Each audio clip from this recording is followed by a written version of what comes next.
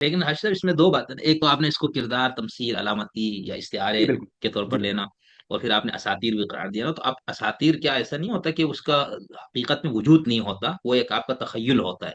जबकि जो बिल्कुल। तारीखी वाकयात हैं वो तो तखय्युल नहीं है ना, कोई ना कुछ ना कुछ तो हुआ है ना, कतई नजर इसकी कि वो कितना हुआ।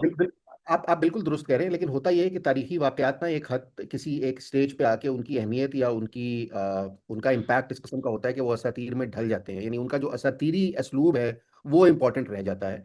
मिसाल के तौर सही। पर, जो हुसैन से आप बहादुरी की रिवायत या जो जंग में जिस तरह की जंग हो रही है, जिस तरह कुश्तों के पुश्ते लगाए जा रहे हैं, आपको पता है जंग इस तरह तो नहीं होती।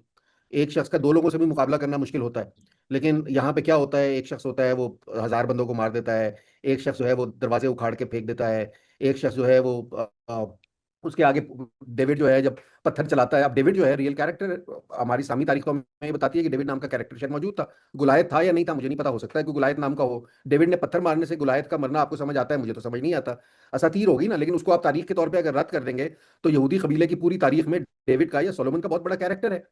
उसके अंदर तारीख और अस्तूरा जो है ना वो कहीं ना आपस में गुथ जाता है, आपस में मिल जाता है। मैं असातीर इस सही। हवाले से नहीं कह रहा कि फर्जी किरदार है, हुसैन फर्जी किरदार है या मतलब बहुत मजहबी तारीख में, लेकिन आप ये यकीन रखिए कि मजहबी तारीख में बहुत से किरदार और बुनियादी किरदार अक्सर और बेशतर फर्जी ही होते हैं।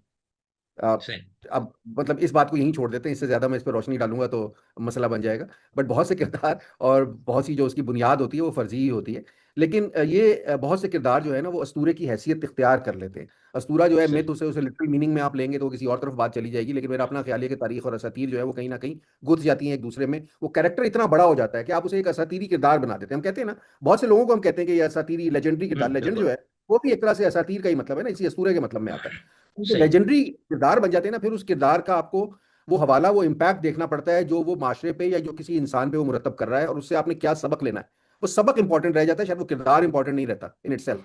तो उस किरदार को आप डाइसेक्ट करना शुरू कर दें कि कौन से शहर से कौन से शहर गए थे, कौन से खत पे गए थे, कौन से खत पे उन्होंने क्या किया था, किससे वो वजीफा लेते थे, किससे वजीफा नहीं लेते थे, ये सियासी जंग थी, ये फिकही जंग थी, ये शरई जंग थी, ये इक़्तिदार की जंग थी। ये बातें लायानी हो जाती है, मतलब इसका मैटर नहीं। मैं आज खोद के निकाल भी लूंगा तो क्या फर्क पड़ेगा मुझे, आप बताइए। मतलब इससे मैं क्या नतीजा निकाल लूंगा? फर्ज कर लीजिए मैं आज किसी तरह ये साबित कर देता हूं कि यजीद हक पे था, so what will happen? What will happen to my society? What will happen to you? What will happen to me? हमारे ऊपर इसका क्या इंपैक्ट पड़ेगा?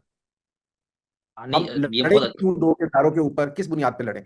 एक किरदार है वो भी मौजूद नहीं है, दूसरा किरदार है वो भी मौजूद नहीं है। हमने किरदारों के साथ कुछ खसूसियात वाबस्ता कर दी हैं। हम कहते हैं कि आपके अंदर जब यजीयत यजीदियत नहीं होनी चाहिए, तो बुनियादी तौर पे हम ये कह रहे हैं कि आपको जालिम नहीं होना चाहिए।